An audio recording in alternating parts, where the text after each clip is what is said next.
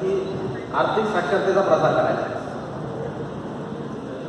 आज आपण जर पाहिलं तर समाजामध्ये आपल्याला जितकी पाहिजे तितकी आर्थिक साक्षरता नाही आहे। मी नेहमी उदाहरण देतो की एक 20 एकर जमिनीचा मालक असतो, तो त्याच्या 2 मुलांना जर 10-10 एकर जमीन वाटून दिली तर त्यातला एक भाऊ खूप पुढे निघून जातो, जो आर्थिकदृष्ट्या साक्षर असतो, आणि दुसरा आहे त्याच जागेवर राहतो किंवा तो मागे येतो।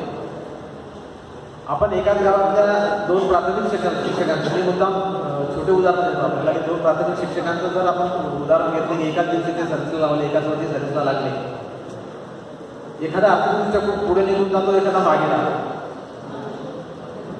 तर आर्थिक साक्षरता हा खूप मोठा महत्त्वाचा मुद्दा आहे। मला बाकी लोकांवर किंवा समाजावर टीका करायची नाही आहे, परंतु आज आपण जर पाहिलं कुठल्याही शहरामध्ये जी मुख्य बाजार लाईन आहे, मोठमोठे जे व्यवसाय आहेत जिथे खरोखर पैसा मिळू शकतो, एका विशिष्ट लोकांच्या ताब्यात आहे, तर त्यांचेच आहे। त्याच्यामुळे नवीन माणूस जर त्यात घुसायला लागेल तर त्याला विरोध होतो। त्यामुळे अगोदरच्या वक्त्यांनी विष्णुपंत पाटील आणि आमदार साहेबांनी सुद्धा जे सांगितलं की आपली जी जबाबदारी आहे की आपण काहीतरी केलं पाहिजे, आपल्याला पगार आहे, आपण संस्कृतीमध्ये आलो, तो आपल्याला जर समाजासाठी काय करायचं असेल तर त्या दृष्टीने प्रयत्न करणं आवश्यक आहे। आणि म्हणून साहेब त्यांनी सांगितलं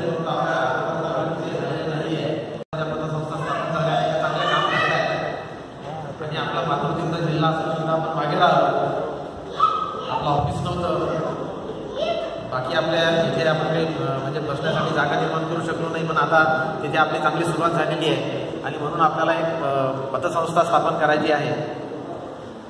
हे म्हटल्यानंतर पुष्कळ लोकांच्या डोक्यात एक बॅकग्राऊंडला एक विचार आला असेल की एवढ्या मोठ्या पतसंस्था अगोदर झालेल्या आहेत आणि पुन्हा नवीन पतसंस्था कशासाठी। तर मला वाटतं आपल्या सर्वांचा जे विचार असेल इंग्लिश फ्रेज आहे की there is always room at the top, शिखरावर जागा नेहमी शिल्लक असते। आपण व्यवस्थितरित्या पतसंस्था जर चालवली तर आपण नक्कीच पुढे जाऊ शकतो, एवढा मोठा बेस आपल्याकडे उभा आहे।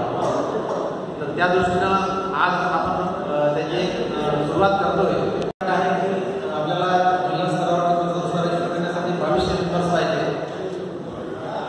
आणि त्या 2200 मेंबर्सकडून आपल्याला साधारणतः प्रत्येकाकडून 2500 रुपये घ्यायचे। यासाठी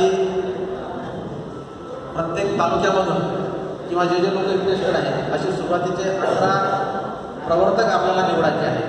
प्रवर्तकांनी मला असं वाटतंय डॉक्टरांशी बोललो की स्वेच्छेने लोक पुढे येतील, त्यांनी ते पुढे यावं आणि हे प्रवर्तक स्वीकारावं, त्यानंतर आपली वाटचाल सुरू होईल। आणि आपला जेव्हा हा रजिस्ट्रेशनसाठी जो बेसिक निधी लागतो तो जमा झाल्यानंतर साधारण 15 दिवसाच्या कालावधीत सुद्धा पूर्ण होऊन जाईल।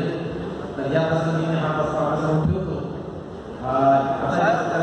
प्रवर्तकाच्या बद्दलच्या काही अपेक्षा सांगा मला, प्रवर्तक कशा पद्धतीचा असावा ते थोडं सांगा, म्हणजे लोक प्रवर्तक बरोबर आहे,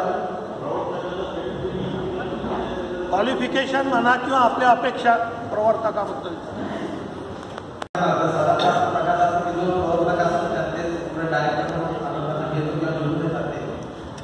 तर काम करण्याची इच्छा पाहिजे, वेळ देता आला पाहिजे, आणि या सर्व घडामोडीमध्ये बारीक लक्ष असलं पाहिजे की पतसंस्थेमध्ये काय चाललं आहे। तर लिडरशिप अपेक्षा आहे, लिडरशिप त्याच्यामध्ये पुढे असली पाहिजे, आणि हा जो निधी आहे हा निधी जमा करता आला पाहिजे, लोकांकडे जाऊन त्यांना समजावून सांगणं, हा निधी जमा करता आला पाहिजे। तर साधारणतः आकडा प्रवर्तक करण्यानंतर प्रत्येकाला तुम्हाला 200 हा निधी जमा करतात ते प्रवर्तक आहे, ही साधारणतः अपेक्षा आहे।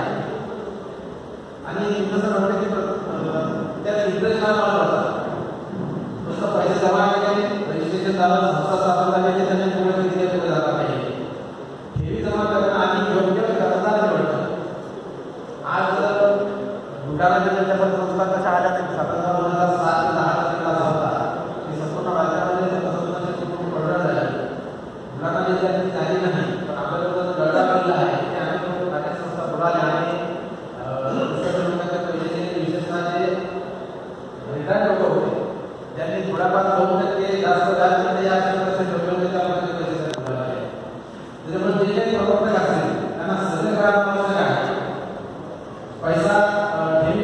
होते हे सर्वांना तुम्ही त्याच्या शाळेत जाणार म्हणजे आपण चांगली कर्जदार शोधणं आणि त्या कर्जदारांना पुढे रेग्युलर त्याची वसुली करणं हे सुद्धा प्रवर्तकाचं काम राहणार आहे. तर त्या दृष्टीने काही लोकांनी स्वतः पुढे यावं आणि हा कार्यक्रम झाल्यानंतर